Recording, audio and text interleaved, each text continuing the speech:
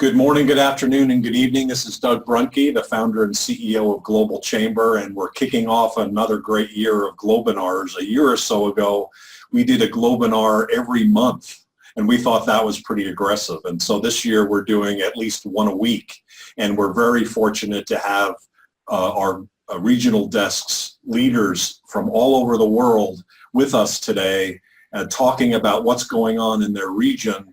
From a business standpoint, what's hot, what's not, what's important for us to consider in each area. And our first speaker today is Donaji Montes. She's the CEO of Intechnational. She's calling in, I believe, from the Bay Area today, aren't you? Yes, I am. And you're going to be talking about Latin America. So thank you, Donaji, for all that you do and your support, and we look forward to hearing your overview of Latin America. Excellent. Thank you very much for the invite, and also thank you very much for the time for all the attendees. I will be talking about the opportunities in Latin America, specifically for 2019. Happy New Year, by the way. I will share very quickly a little bit about myself. I have a BA in management by the UNAM in Mexico, and I earned a scholarship to study business administration in Spain. Also, I have an international business course, innovation and business creation program with UNAM, effective liaison and technology transfer diploma with the Abdelhak, a strategic road mapping with the University of Cambridge, global innovation leadership workshop with the Stanford University, and creativity music to my ears with the Stanford Technology Ventures. These are some of my studies, and about my experience. Currently, I have a company that's called Intechnational. I'm the CEO. And with Global Chamber, I am at an advisory board in San Francisco, and I'm the regional desk for Latin America and the Caribbean. In all my career, I have helped more than 155 clients in different industries such as IT, advanced electronics, automation, automotive, pharma, processed food, medical device, green tech, among others. Now I want to take you to a very brief and fast trip with me. We will go to 4 countries in Latin America. We will start with Brazil. It won't be fair from my side to only share the good stuff about each country, so I will make a very fast overview of the opportunity each one represents and the challenges. For Brazil, there's a huge opportunity in the agribusiness sector because according to the FAO and the OECD is the second supplier for food products and agricultural products in the world. But it represents a big challenge because of the bureaucracy. All the paperwork you need to fill with the government, it is very slow, and it will be very tedious. There's a whole industry taking care of that, and usually nobody that is a foreigner will do it. So, for example, you need 90 days to start your own business or a new business in Brazil. I will share the arrow. It's the rank for this year according to the World Bank of the easiness of doing business out of 190 countries, which place each country has. Brazil is the 109. Also, the GDP estimates are from the World Bank.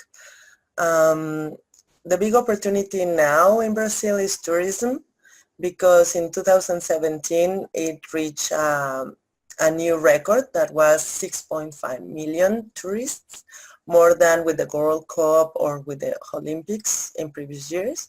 And in the first semester it was an 8% more than the previous year.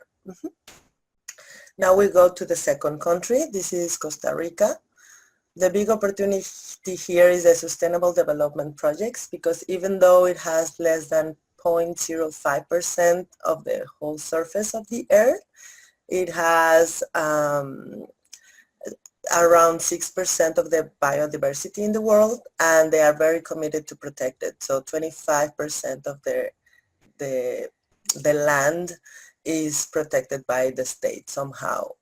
The big challenge is the poverty. They have a poverty index of more than 21%.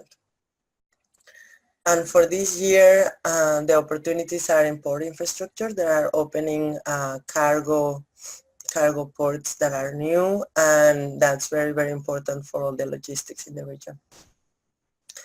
Going to the next country, we are going to Peru. And they have a private investment growth, or they expect to have a private investment growth, of 6.5% this year. That will reach $42 million. The big challenge is the resolve disputes. That's why if you have a lawyer, you should include an arbitration clause in commercial agreements. Otherwise, you might be in trouble and you will have a long, long, long time trying to solve it.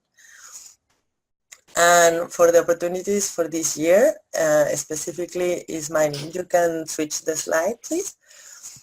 They have $5,700 million already in investments. Out of that, it's $3,400 million for 6 mega projects for mining. And last, we will go to Mexico. They have a big, big opportunity in the legal framework and the global mindset. About the legal framework, they are very compatible with the US, with patents, copyright, intellectual property. With the global mindset, Mexico has 12 in place already, 12 free trade agreements with 46 nations, 42 agreements for investment promotion and protection with 33 countries, and it has 9 agreements with Latin America Association for integration. So basically, you can look if your country has some type of agreement, international agreement with Mexico. Most likely, that will be the case. And with the challenge, Mexico recently changed the president, and even though it has the majority on the Senate, that will require some transition from the country. And 2 opportunities are in clean tech and IT, being 15 gigawatts for solar photovoltaic by 2022. That will become the top 10 of the world, and it already has a sure foreign direct investment of $30.5 billion from the US, Germany, and Spain. And about IT, these are 2 numbers. The revenue expected in this year, and right now, according to Gartner, is the 3rd globally for nearshoring and offshoring in the world. And that's pretty much my presentation. Thank you very much. That's fantastic, Donaji. Thank you very much for kicking us off. A great overview. We have questions coming in, and so if you're watching and have questions, put them in the chat box, and we'll handle them that way. And then at the end of the presentations, we'll also have time for Q&A, although you'll need to use the box as well. Our next speaker is Alan Carey. He happens to be right next to me. He's been actually right back from Europe, so like very fresh, so he's still almost awake from his flight back from Europe. He's here in Scottsdale, Arizona. He's the managing director of Global Business Inc. He is an expert on Europe, and he's going to give us a view of what's going on there and where are the priorities for business in Europe. Thank you, Alan. Thank you, Doug. I would talk about the general European business environment. Trying to not do all the countries because we don't have time, but focusing on a few. Just came back from the UK. Brexit is definitely a problem over there. It's a problem for companies. It's a problem for the UK. I talked to a managing director, and this company has spent like 100 million British pounds on getting ready for the Brexit. But remember, it is not a problem for the European Union companies. Only for the companies in the UK. Sweden last week voted not to belong to the European Union, and so they are looking into maybe following the path of Switzerland.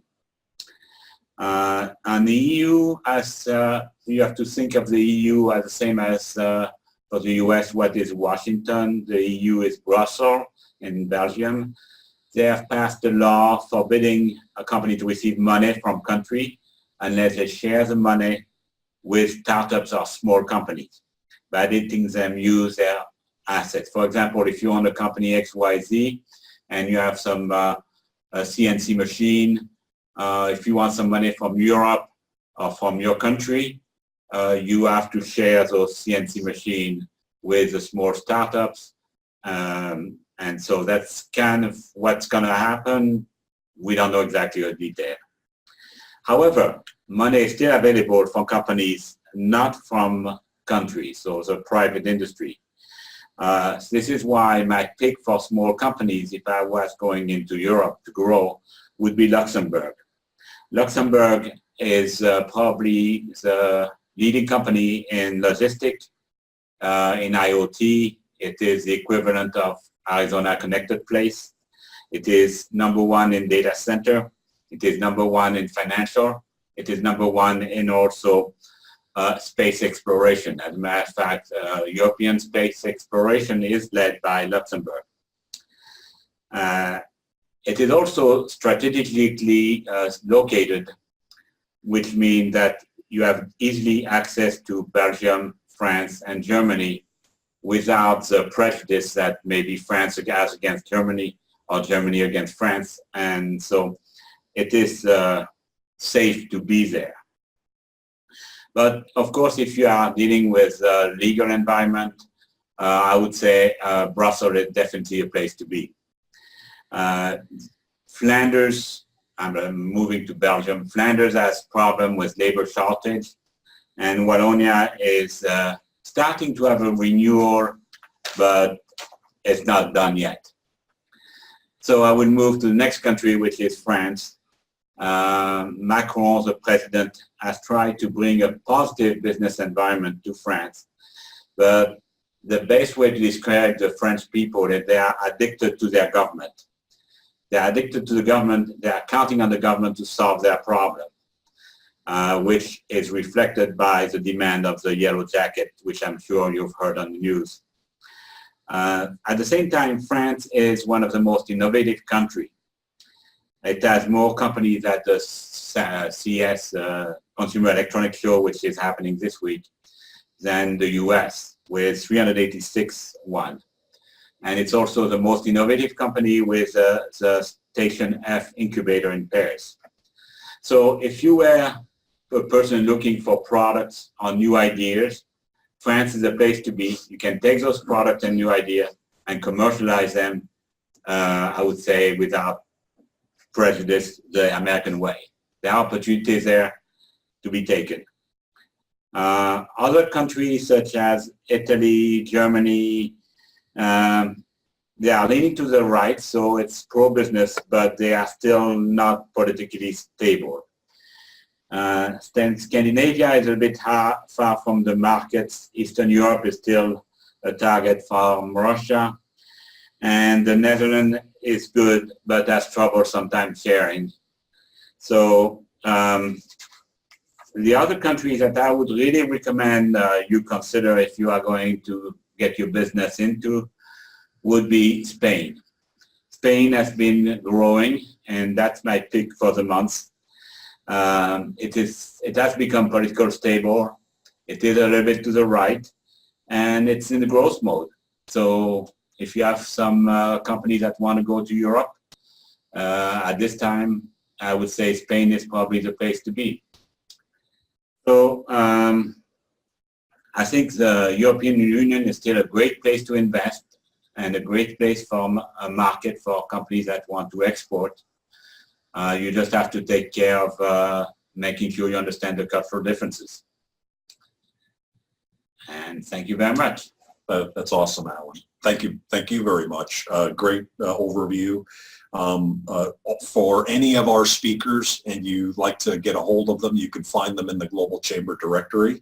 If you have any problems with that, just send an email to info@globalchamber.org and we'll find a way to connect you. And again, as you have questions, please send them in.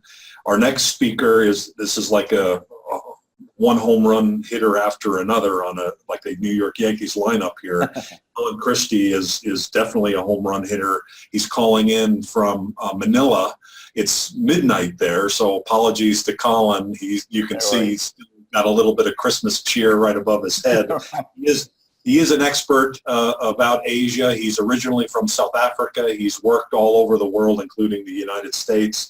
And now he's our Global Chamber Executive Director for Manila. Colin, thank you for giving the overview today for Asia. Excellent. Welcome, everyone. It's great to be participating in this fantastic event. I'm looking forward to just an excellent 2019. So I just want to give you just a little taste of, I'm going to focus mostly on ASEAN and then, of course, here in the Philippines. Most of you may know, but ASEAN, is the Association of Southeast Asian Nations. It's basically the economic cooperation, somewhat political cooperation group for Southeast Asia. There's 10 member states, including, of course, Philippines, Singapore, Thailand, Vietnam, Malaysia, and a few others. It's interesting because as a bloc, it represents 630 million consumers, right? So it's more than 2x the size of the US, more than 2x the size of the European Union in numbers of people, certainly not in terms of, absolute GDP, because most of these countries are still very much developing countries. In fact, of the 10 states, the only one I think that you would consider sort of a developed country would be Singapore.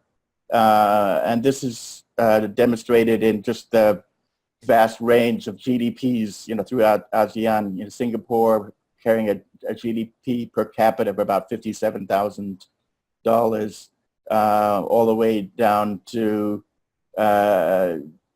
literally just hundreds of dollars in places like Myanmar and Cambodia, right? So there's just a vast spread there. But obviously what's happening is GDP growth has been very strong, and you're seeing a very solid emerging middle class, certainly in the larger countries, for example, Philippines. Philippines, it looks like, closed out 2018 somewhere between 6.5 and 6.7% GDP, which would put it like, right up in the top of the world, certainly, in the top 5 in the world. And so poverty rates are dropping very fast, middle class is growing fast, and access to education and information, of course, is growing very rapidly because of widespread adoption of internet. In fact, a little piece of trivia, the highest utilization by a population of Facebook in the world is Philippines. So it's a very wired economy, and yet you still have things like, for example, only about 1 in 5 people even have a bank account, right? So economy is still very much cash driven. Of course, Singapore, 98% of people, adults in Singapore have bank accounts, but here in the Philippines, it's probably 1 in 5. But we're seeing this grow very rapidly. So it's sort of a story of new world and still kind of developing, old world. But where the opportunity lies is anything related to digital or technology that impacts that. So if you look now specifically at what's happening in the Philippines, we'll just spend a minute on that. I think probably the big news is the growing friendship between China and the Philippines. The previous political administration had a little bit of a tension with China, especially over the disputes of the South China Sea Islands. But the current president of the Philippines is really cozied up to China, and trade is just booming. Philippines is in a major infrastructure building mode because of its high GDP.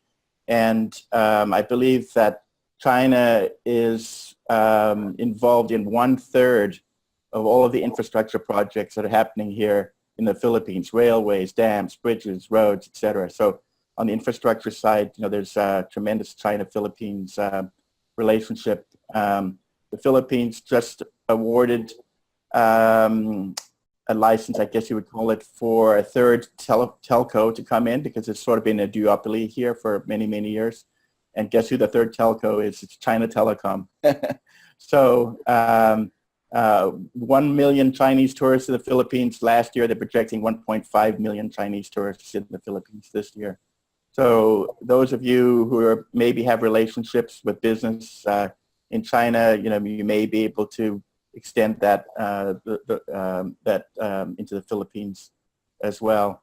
And then I'll just close by saying, over the last 20 years, the driver has definitely been the outsourcing industry. I'm sure all of you have made phone calls to your local cable company or Expedia to book an airline ticket or something.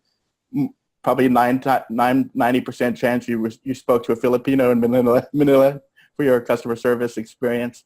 Over 1 million people employed in what we call the BPO, business process outsourcing sector here. But actually that sector has seen quite a significant slowdown in growth. It's still growing, but slowdown in growth, not surprising because of automation, right? Artificial intelligence and technology. So technology is sort of a dual-edged sword. It's helping the economy, but it might be hurting jobs to some extent. But those workers, very young demographic, median age here is only 23 years old, they want everything digital, right? So any kind of solutions that any of you have that are digital transformation oriented, things like fintech, e-wallets and payment systems, and anything to do with supporting a rapidly growing middle class, people with more disposable, just tremendous opportunity here. So I think that probably uses my time. Thank you, Colin. That great, and again, a great overview. And we have some questions coming in on that, so thank you for staying a little bit late. Our next speaker, also from Asia, is Abdelhak Benkerroum. He's the founder of Eastheimer Consulting. And Abdelhak, you're, I believe, in Shanghai today. And correct me if I'm wrong. And you've got a nice Christmas sweater on there. So thank you for being, carrying over the holidays as well. Exactly. It's on. Well, thank you for having me tonight. It's 12:30, midnight 30 here. It's good to reconnect with you guys. So let me dive straight into it. I will talk very briefly about the economy in general, about China, which is the second largest economy in the world. And then I'm going to dive a little bit into specific industries that might be of interest to some of our members globally that they need to keep an eye on in 2019.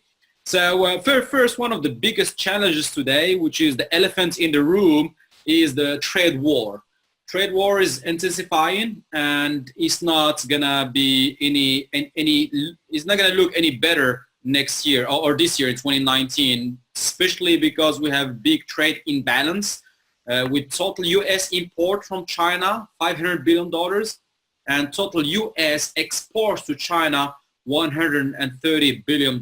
So there's big deficits, and that's going to be weighing heavily in the coming year, specifically because we know that there is only a threshold up until March where China and U.S. are supposed to find agreements. And a lot of people here in the Chinese economy are worried, and they think that there will be no agreement at all because of the major deep dysfunctions between the big differences between the two countries. So trade war is going to be intensifying, and it's very likely that we're going to see it growing more intense in 2019.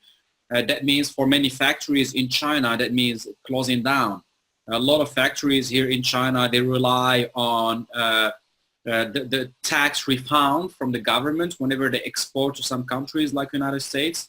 And this is going to be happening in the coming years. So we're expecting to see a lot of factories closing. We're also expecting to see a lot of factories shifting production to some of the neighboring countries. And the tendency has been there since last 1 or 2 years, where we've seen a lot of Chinese companies go into countries like Philippines, Cambodia, Laos, Pakistan, to produce there and export overseas or export even back to China.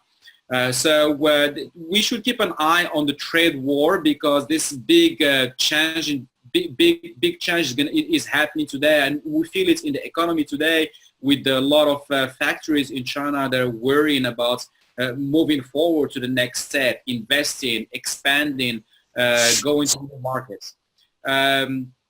Another thing that we're going to witness in China is the Made in China 2025 is less of a political topic today.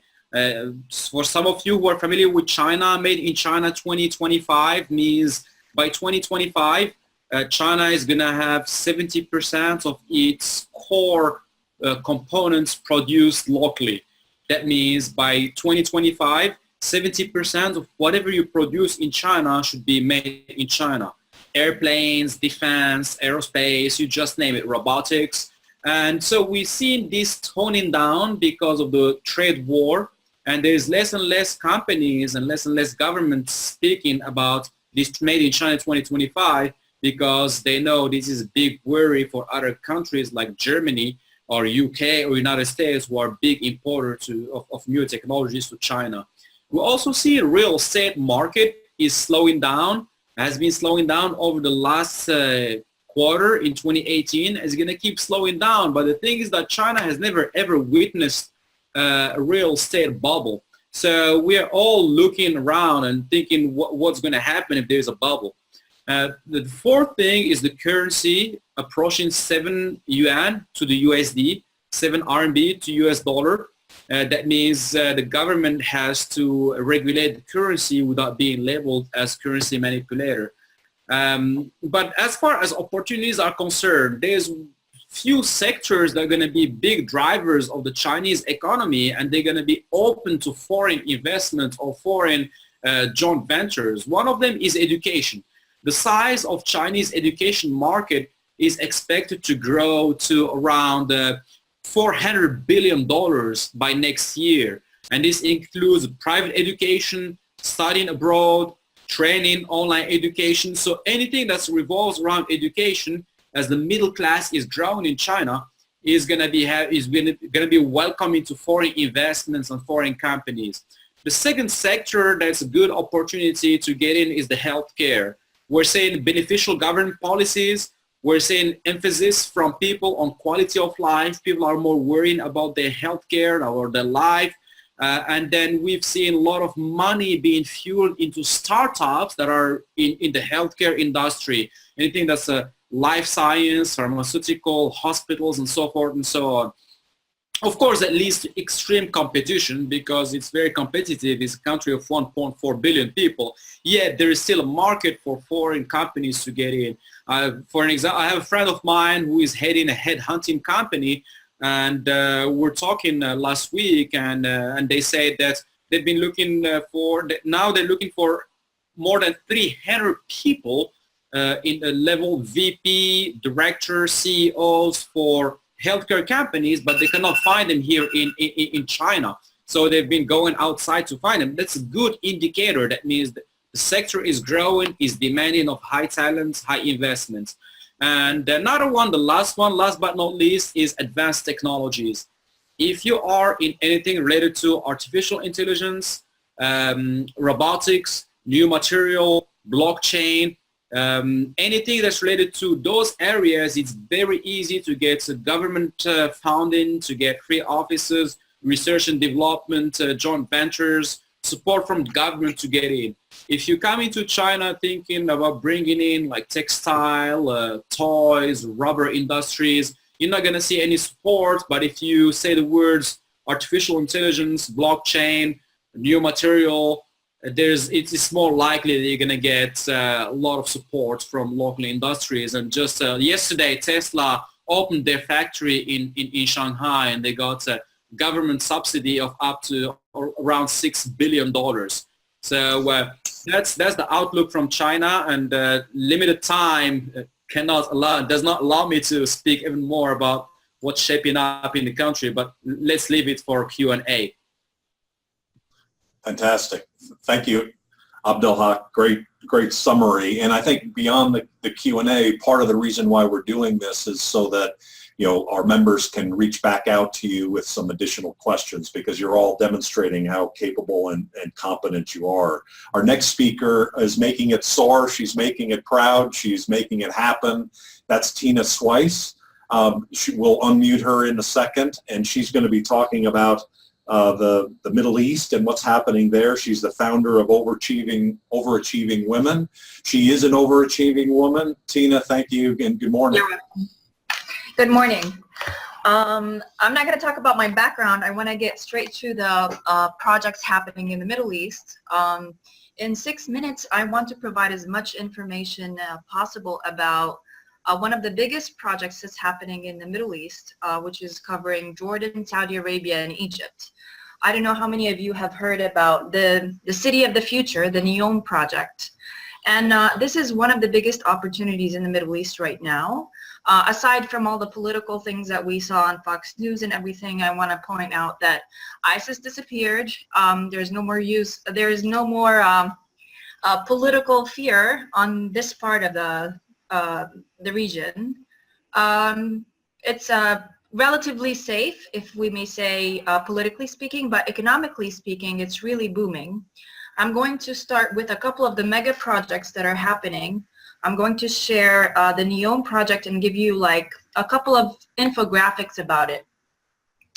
So this is one of the mega projects that's been in the pipeline for the past 4 years, I may say, for Jordan, Egypt, and Saudi Arabia. But finally, last year it's taken the green light, and they already started the construction. For all international investment in companies that are vendors from all over the world, I think this is one of the biggest opportunities, and for so many reasons. This is supposed to be one of the smart, if you think Dubai has made it, this is the greater vision of Saudi Arabia for the next future city. If we take a look over here, it's on the borders, so it's taking Abu Dhabi by the side, Dammam, Riyadh, Jeddah, and then from this side there's Jordan and Egypt. And it's an entire coastline. You can see there is 450 kilometers of coastline. The funding for it is quite large. So far they have private funding from the Saudi Arabia. It's from Aramco actually, and it's $500 billion. The income generation, as you can see, I can share all of that PDF with you. But what's really interesting about the NEOM city right now is that, here are the sectors, but is that this city has a board of advisors that has decided that the city, has its own economic zone, its own tax laws, its own tax laws, and its own investment board. So it's totally separate. So you won't have to deal with the bureaucracy of Jordan, Egypt, or Saudi Arabia. It's like an isolated economic zone on its own. The sectors that we're looking at over here are in energy, water, mobility. You can see the rest. Education, tourism is one of the biggest one. Design and construction is what's going on right now. There's so much design and construction going on. There's so many vendors that are required, and they're constantly looking for different vendors from all over the world. I want to share with you one Excel sheet that I can share here.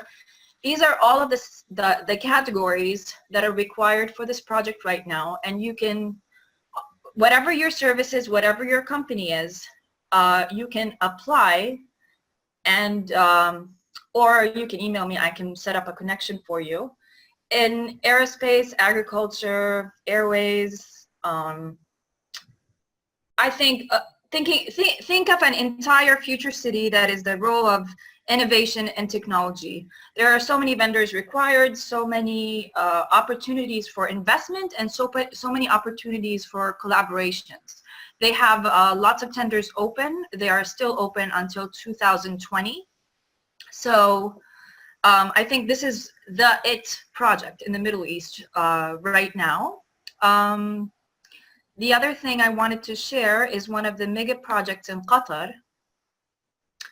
Let me exit out of this. Can you guys see the screen share or not yet? Yeah, we can. We can see Neom. Okay, no, I want to share this screen with you too that has all of the vendor opportunities. Let me just go back to this.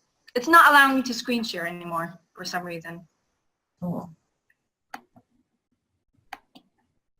Okay. That's a bummer. I can send that in a link to you, Doug, and then we can share it if anyone has more questions about it. Okay. I want to also go, can you see the mega projects, the Qatar General Electric project right now or no? We see the Jordan investment, and now we're at, I'm not sure what. Okay, this is the Qatar project. I wanted to share this screen because it's actually showing each category and what is required in terms of investment. So this is one of the biggest projects in Qatar right now, and it's electro water supplying. So there are so many subcategories in that, and so many investments required, and so many vendors required as well. The last mega project that I want to talk about is from my dear country, Jordan. And I'm very proud to say, after serving in the Jordanian government as well, is that we have finally set up the Jordan Investment Commission, which is really hands-on, the best one-stop shop for investors and international collaborations. Because you go to this one commission and then you get everything set up for you. It shows you what the business opportunities are, and then there is it's set clear on what is required, the registration, the process, the timeline, and then it also does a very good job in introducing you to local companies that you can partner with. The business opportunities, we have the mega projects in Jordan, which have been going on for 7 years. However, the focus right now is on two parts. It's in ports and airspace, and then international airport building. Jordan is currently looking at developing 3 more airports in Jordan. Of course, there's one right next to the Saudi Arabia border and another one next to the Egyptian border. There's a lot of opportunity of investment and collaboration in that matter.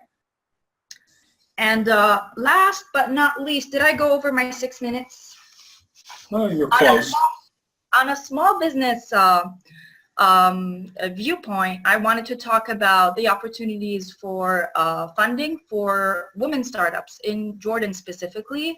I know you've read a lot about the news about Saudi Arabian women driving, but not only Jordan and Saudi Arabian women have been able to start their own. I mean, Jordan has been doing it for years, but the collaborations we've just had with the Arab Women Enterprise Fund, which is a collaboration with the government of the UK to help women entrepreneurs start their own businesses. And it's a very innovative story because I'm proud to say I took part in starting a Women in Business group 2 years ago that has 38,000 members right now. We were able to fund projects. We were able to give the scholarships for women. But right now it's really going global because a lot of these women in business are not only in Jordan, they're all over the place. They're all over the US, all over even Australia. And we were able to do business collaborations, cooperatives, and sustained startups. 16 companies from the companies that started up last year were just sold with a little bit over $1 million, which is a great success. There's a lot of opportunity for training, innovation, and human resource development as well in the Middle East, which is very needed, especially for the NEOM project. And that sums my 6 minutes, I think. Yes, I'm a little bit over. That's awesome, Tina. Thank you very much. Great overview. We're now going to stay in the neighborhood, and we're going to go to Asahi Igaro. Asahi, we really appreciate you at the last minute. Buraman Kone of Abidjan was going to speak, but today you're zooming in from Nigeria, I believe, Yes. and you're going to talk a little bit about what's going on from a priority standpoint in Africa. Thank you so much for the last minute stand-in, and appreciate your input all the time. Awesome. Happy New Year, everyone. It's been great listening to you all and learning about what's going on around the world. Doug, I honestly did not recognize you with that beard. Great look. Great look. So, yes. The three trends that I think are important to watch in 2019 into 2020 across the continent that I think would, that you would probably hear about if you haven't heard of it already. And they are the Unified African Passport. So think of it as an EU passport, but for Africa. The Africa Continental Free Trade Agreement, which will be probably the largest free trade agreement since the World Trade Organization in, a billion years ago, and Africa AI. That may be maybe the first time you've heard of that, but it's here. So let's jump into things very quickly, one by one.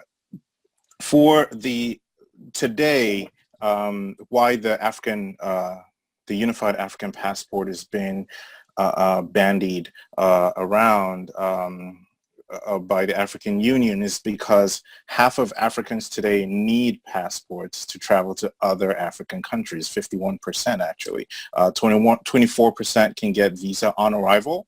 25% of the countries don't need visas, but 51, remarkable, still need, I didn't know this stat until I started to look into it and learning about this.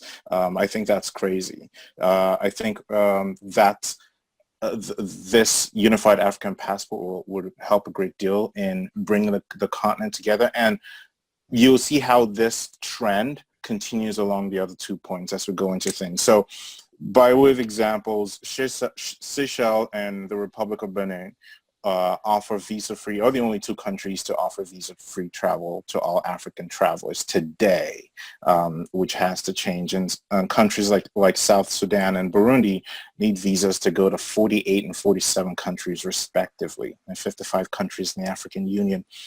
This setting obviously is not great for trade. And it's probably the reason, a huge part of the reason why African trade has been historically so low.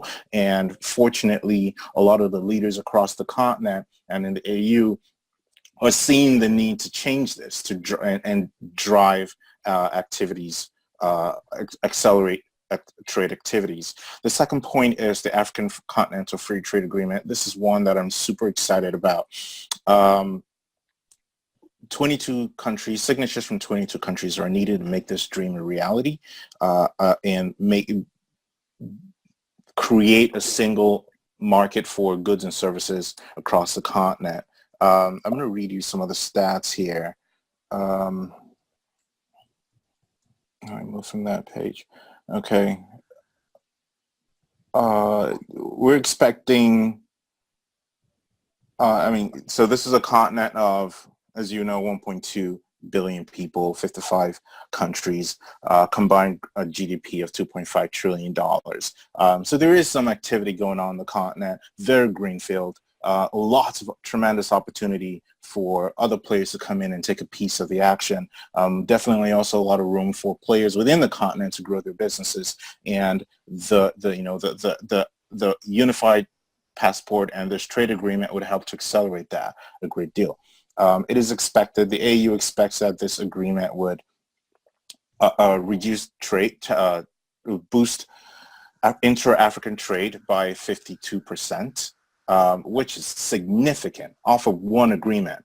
So it shows you, this indicates how held back trade has been within the continent and probably with other non-African countries as well. So we're expecting to see boosts in all areas. Largest would be manufacturing, close to almost 10%.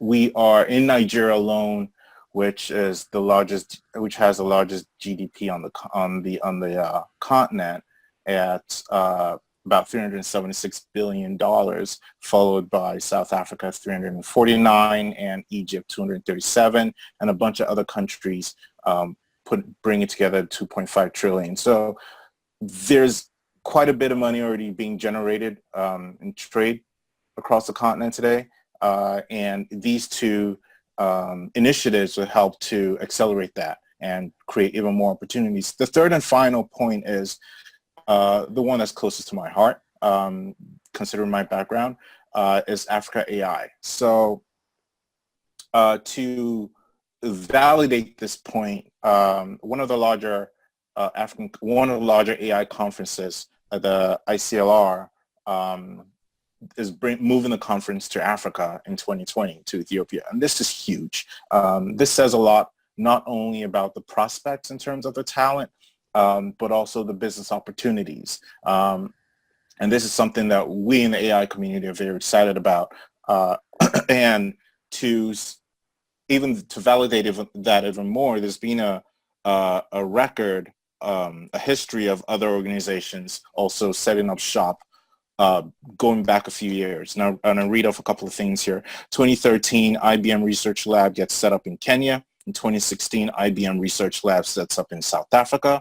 In 2017, IBM Digital Nation Africa to invest $70 million to bring free AI skills to 25 million people over 5 years.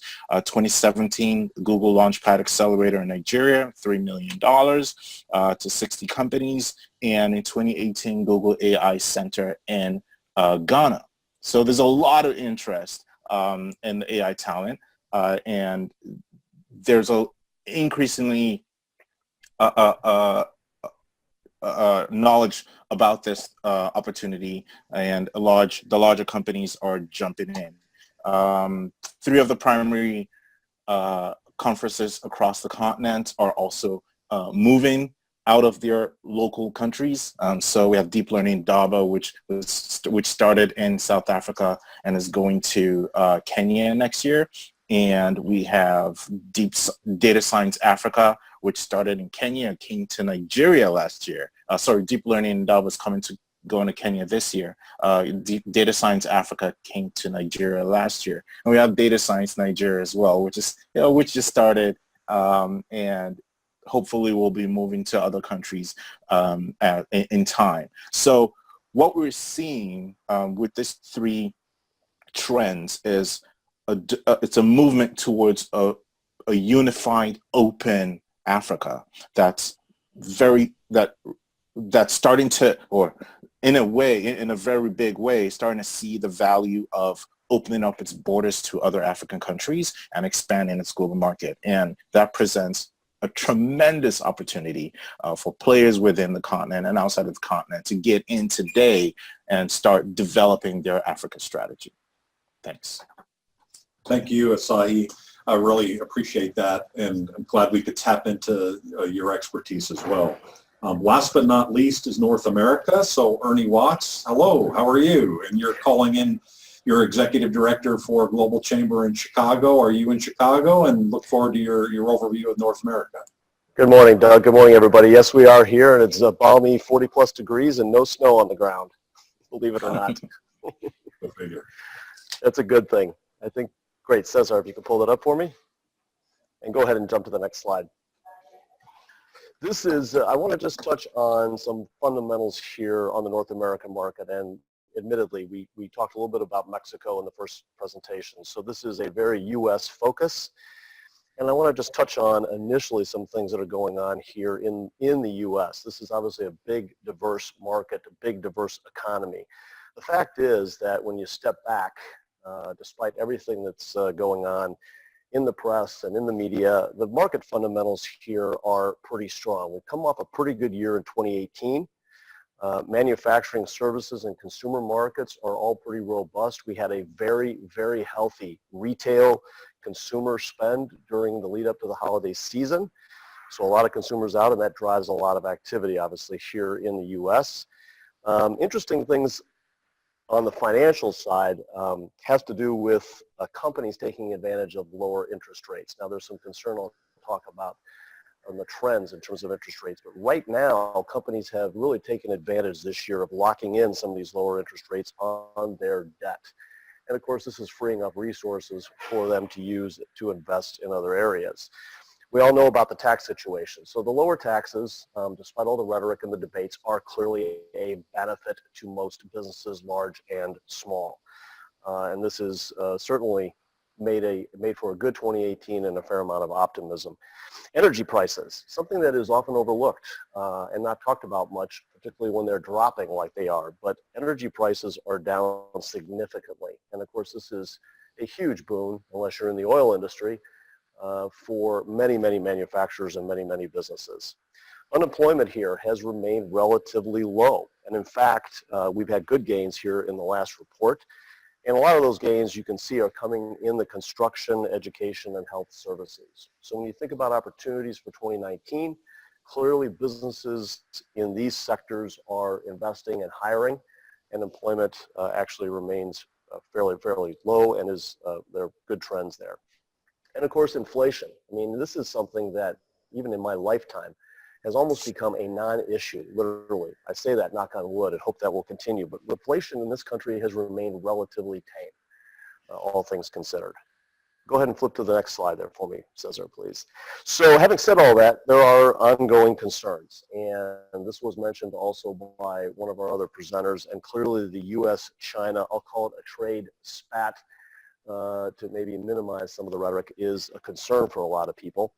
There are always talks when people think ahead toward 2019 about a possible recession. Can the bubble continue? Can the lower taxes and the economic activity continue to be as robust as it has been? As I mentioned, the Fed has been slowly and surely raising interest rates. This is probably a good thing as long as people don't start to anticipate future rates to a point where they start to hold back on investment and cause some concerns.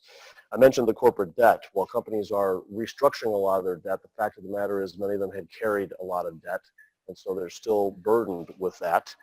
World trade volumes are slowing, and a lot of this has to do with some of the trade disputes and activity that's been going on. And of course, here in Washington, in the United States, we're always concerned about what may be a return to gridlock, particularly now that we have a change of power in the House of Representatives. So I'm not sure that we've ever moved past gridlock in Washington, but certainly there are growing concerns for 2019 that this will be a bit of an issue. Go ahead and flip to the next one. So thinking ahead for 2019, the free trade, the renegotiated NAFTA, I think there is optimism here that not only is that a very good thing clearly for the U.S., Canada, and Mexico, but there is thought that this is going to put pressure on and have a positive influence on the current situation between the U.S. and China. There's a lot of optimism that they will get a deal done, that this is a good thing for both the United States and China, that we need each other, and clearly our economies are very closely connected. And having set aside the NAFTA renegotiation, we can now focus on this, and I'm optimistic that they will, in fact, try to get things worked out. Economic growth in the United States, while we anticipate it may slow in 2019 for us and the size of our economy, still most people are projecting it's going to come in around 2.5% to 3%, which is certainly significantly better than it has been over the past decade, where we had virtually no growth for our economy at 1% to 2%. So those are good numbers. And corporate earnings, this is really a surprise indicator in my mind, but corporate earnings are expected to rise this year by as much as 20%. Why? Lower taxes, lower debt costs, and of course the energy costs that we talked about. That means more investment and more hiring for U.S. companies. And, you know, one thing that's also been kicked around and not really talked about today in the wake of of everything going on with Brexit is the potential for a bilateral trade deal with the United Kingdom. And again, when you consider all the trade disputes, this is something that, given the size of the two economies, this could be a very, very good thing. It could prompt a lot of other positive spin-off if the U.S. and the U.K. in fact reach their own bilateral trade deal. So how does that all wrap up, and what's the focus for 2019? I think the consensus expectation here is that we'll continue to grow. It's going to slow. And part of that will be somewhat of a fade to the initial positive impact of the tax boost as people sort of settle in to the new tax levels and understand what that means. And of course, rising interest rates and this ongoing concern around U.S.-China trade, finalizing the Mexico deal, Mexico-Canada deal, and then of course potential fallout from Brexit and what's going on in the EU. So the sum of all of that is big, diverse economy. We could spend a lot of time talking about various regions in the United States, but general outlook is fairly positive with some cautious optimism around certain key variables. With that, Doug, I'll throw it back to you. I know we're getting down toward the end, and we can use the time remaining for Q&A. Appreciate that, Ernie. We might end up going a couple minutes over, so because we do have a number of questions. It's interesting to hear all of these different perspectives. You guys didn't talk to each other ahead of this, and there's certainly some themes that are very similar, which is very encouraging, right? It kind of gives us hope for, I think, at least for me, more hope than before this meeting started. I'd like to get the first question to Colin in Manila, and you talked about ASEAN countries and the 10-member state of ASEAN.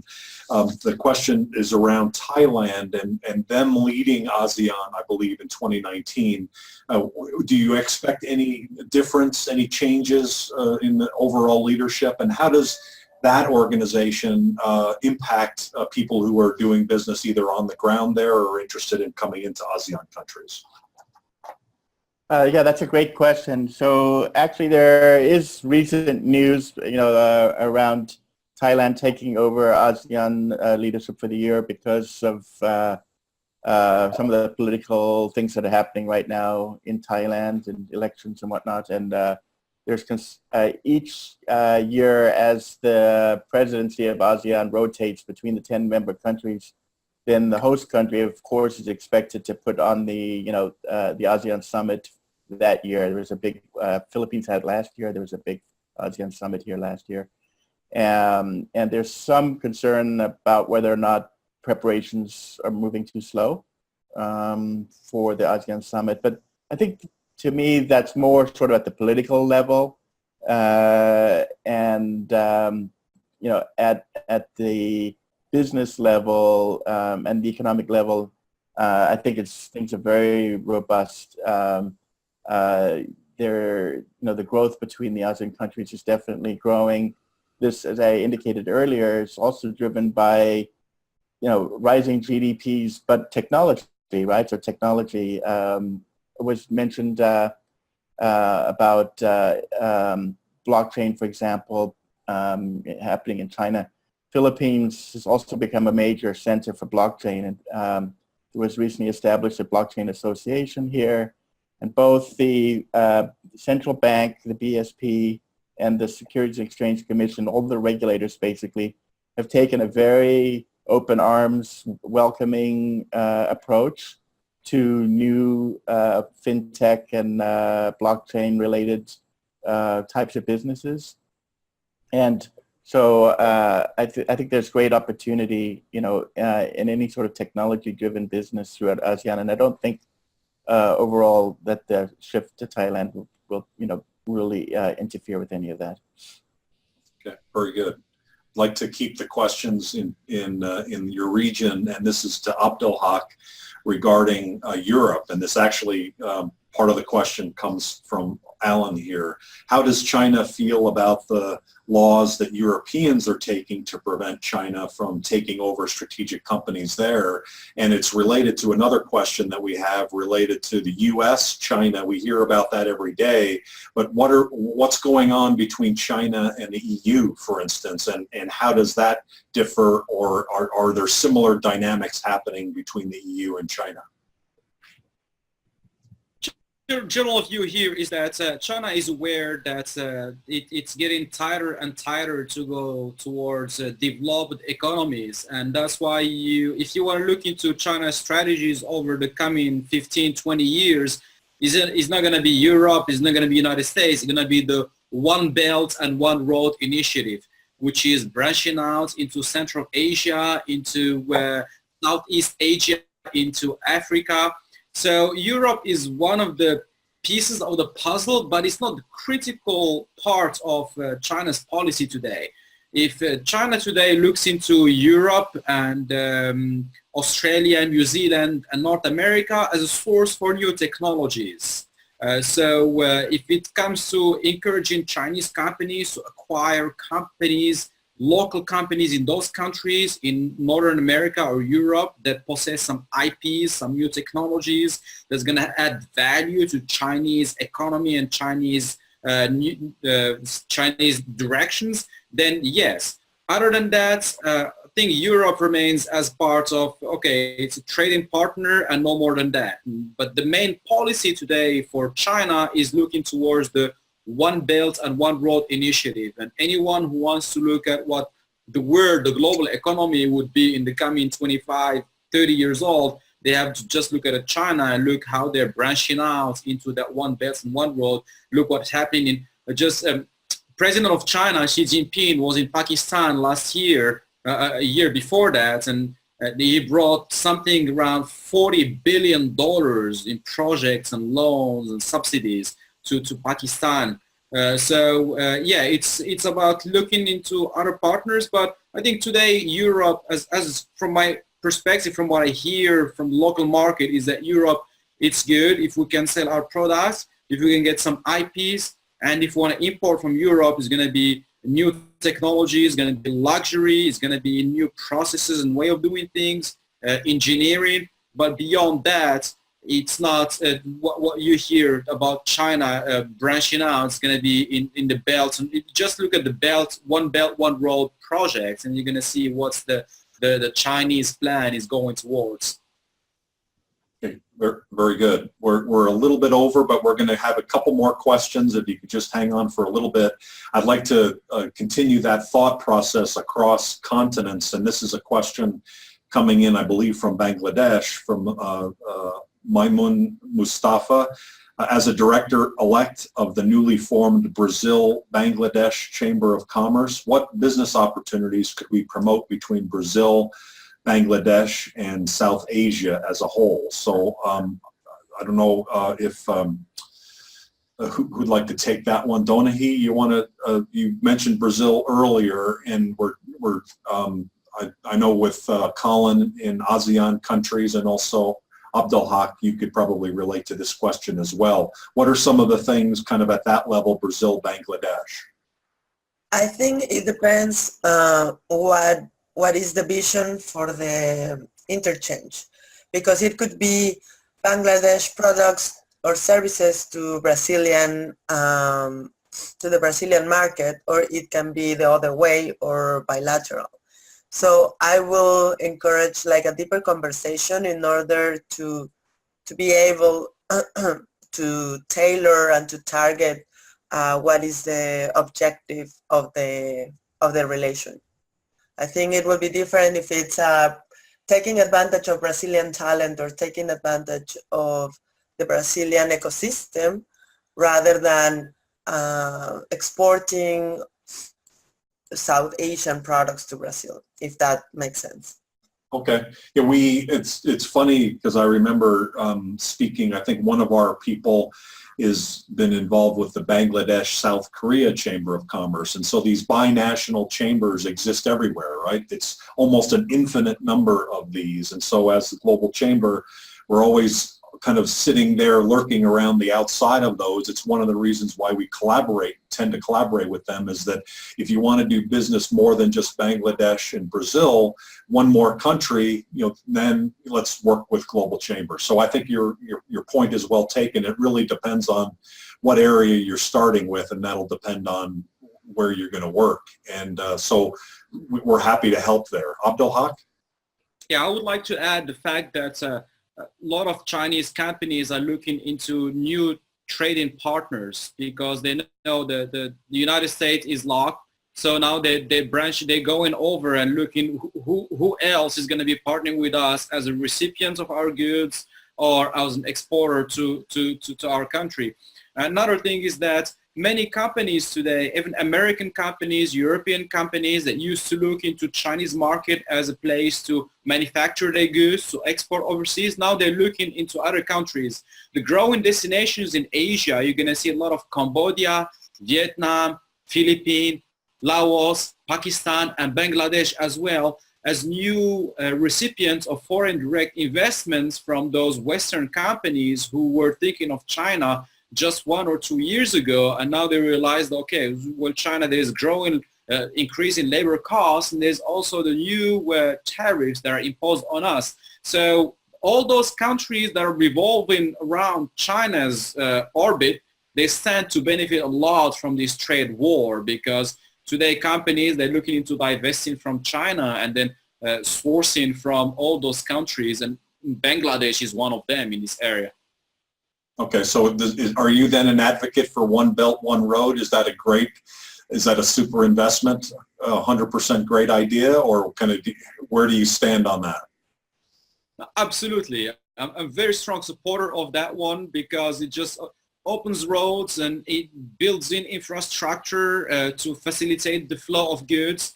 And just yesterday, I was having lunch with a friend of mine, and they just started a logistics business, trucking business, where goods can go door to door from Shanghai to Berlin in 15 days by trucks, going all the way through all China from Shanghai, all the way through Kazakhstan, Belarus, all the way to Berlin in 14 to 15 days by trucking, which is an amazing thing to do. So I think Belt and Road Initiative is building amazing infrastructure. Pakistan is just opened a huge doorway to China towards that side of the world through the sea with the port of Gadawar. I think, yeah, I'm 100% advocate of what's going on in Belt and Road. That a lot of course, it has its flaws, but I would say 95% of it is just going to be beneficial to international trade and the flow of goods and people and ideas and knowledge and so forth. Doug, could I just underscore that for a second too, because there's a lot of talk, of course, here in the Philippines about Belt and Road, especially with the new close ties between China and the Philippines. There's a China-ASEAN investment co-op fund, for example, that's been set up. It's already funded with $10 billion to fund infrastructure-related business throughout all the ASEAN countries. But one of the things I think it's interesting that I also see powering, and I'm interested, in the reaction from China, but is because Alibaba is so strong, and because e-commerce is so strong, and digital payment platforms are so strong in China, these are technologies that everyone else in Southeast Asia wants. So, for example, the local fintech and telco companies here have already signed deals with Alipay to roll out the Alipay platforms in the Philippines. And it's not just about the servers and the software. It's about exactly what was just said. It's about the transportation infrastructure and the logistics management. That's super powerful. And I think that's something really to watch. Anyone who's involved with logistics, transportation, e-commerce, digital payments, this is just going to be an absolutely explosive growth area. Undoubtedly, Asahi, you're seeing the same thing in Africa. You mentioned about fintech, and this really ties into that, doesn't it? Absolutely, absolutely. I was just nodding my head in agreement throughout. That's absolutely correct. So we're seeing an explosion of fintech companies out here. One in particular, I don't know if you're familiar with the company Andela. They outsource software developers to anyone around the world. Co-founded by a team including a Nigerian gentleman who, after 2 years, left the company to start Flutterwave, which is out now in the Bay Area. having gone through Y Combinator Accelerator, and he's now left that company to come and mentor entrepreneurs here on the continent, which is huge. So we're expecting to see even more of these successful entrepreneurs return to add value to their local countries, to entrepreneurs in their local countries, and mentor them and guide them and give them access to their resources to help them grow their businesses. So we're going to be seeing a lot more of these companies in time. But very quickly, I wanted to add a counter to something that I mentioned earlier about the free trade agreement.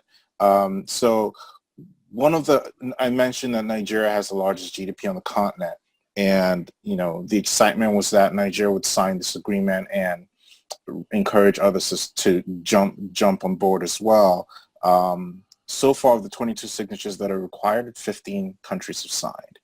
Nigeria is not one of them, and that's a big deal because Nigeria has the largest GDP.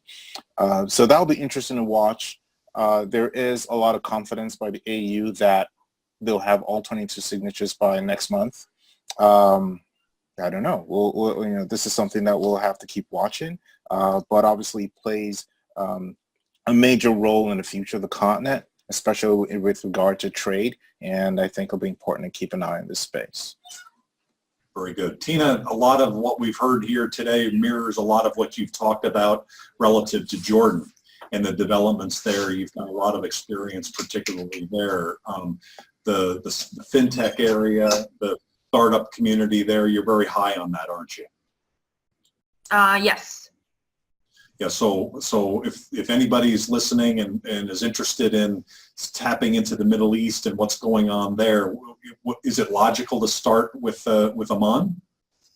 It's very logical to start with Oman because the Jordan, as I told you, the Jordan Investment Board and actually the Royal Court itself is also leading the collaboration for the NEOM project, for the Qatar project, and then for a lot of the mega transportation projects for the ports as well.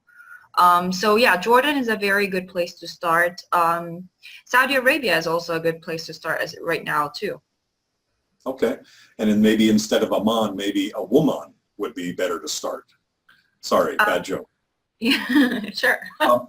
We only have a couple more minutes, and so I think probably only one more question, and it'll be related to several of you regarding the TPP. So Donaji with Mexico and Ernie with Canada and many of the ASEAN countries, I believe Singapore included, TPP is something that just started. It's moving forward, including Japan. The U.S. is not in that. How do you see that deal moving forward in terms of opening up markets, particularly in Japan? And then do you imagine that the U.S. at some point will jump into that? Who would like to start on that one? Donaji, you've got your fingers on it relative to Mexico for sure. What's the feeling in Mexico about the possibilities?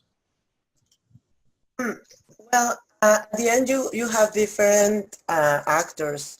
Ones are very active and involved, other ones are not that strong. But definitely it is something very interesting for Mexico because it connects different regions, not only Asia with it. So yeah, I see a lot of interaction. People or business people are talking about it, doing deals with it. I've seen even interactions between countries and states in Mexico. For example, people doing investment with Asian countries that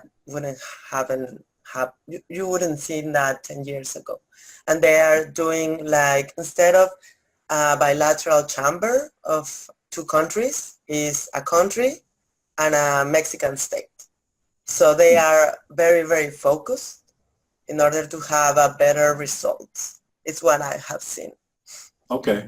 I remember actually we did an event about a year or so ago on manufacturing, and one of the speakers from Japan talked about waiting for the Mexican election to be over to decide whether there'd be investment by Japan in Mexico. How is that?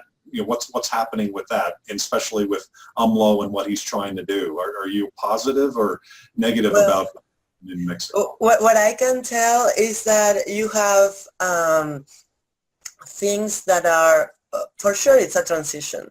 So it's a new party, it's a newborn party with a new president, and it is the first time we had more than 70 years with one party or with another party, and now we have something completely different. So for sure it will be a transition. If I put on a side that, I can tell that the new president has the majority in the Senate. So you will hope to have things moving forward of what he's leading to. It's not that you have a new party as a president and then the senators are from a different party, from the one that used to be. That's not the case. But since it's a new party, they will have challenges just as a party to organize themselves and to be able to govern a country. That is different. So for sure they will have a transition phase. But I see that a lot of investment is still cautious, but it's on its place. And people that invest in Mexico, for example, automotive industry, they didn't invest for a couple of years. They didn't invest on a short term. They are seeing Mexico as a long-term partner for all the operations in America or in the world. So I don't see that the investment will just go back. I don't see that coming. They will might be more cautious and see how all the transition goes. But this has been very, very recent. It has been less than 3 months since this new president started. So it will be a matter of settle things down, at least on my perspective. That makes sense. I think if I could summarize what I sense is that business tends to drive this, right? So if there's business there and opportunity, they talk to the politicians and say, get this stuff right. So is that what we're seeing with TPP? And certainly in Europe, Alan, the Europeans are sitting back, watching Brexit, watching all of these different trade deals, and then trying to get some themselves. In some way it is true, but basically with Brexit, it's not a European issue. So we don't see what happened, but it's going to be bilateral eventually. Okay. And decided within the next 3 weeks. Okay. So stay tuned for that. Yes. Yeah. Any other final comments from Asia or from anywhere else, either about trade deals or other things that we need to cover?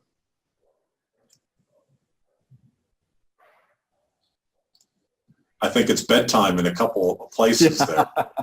So Abdelhak and Colin, particularly, thank you so much for participating today. Asahi, thank you so much for the last minute getting involved. Your thoughts and comments were just right on. Problem. Really appreciate it. And all of Anytime. you were extraordinarily amazing. You represented the global tribe well. Our next event is actually around leadership and how to improve our leadership in 2019. It's, I believe, on the 15th. And I can't think of a better group of leaders to kick us off today in this roundtable. So really appreciate all of your contributions today. Thank you very much. You're welcome.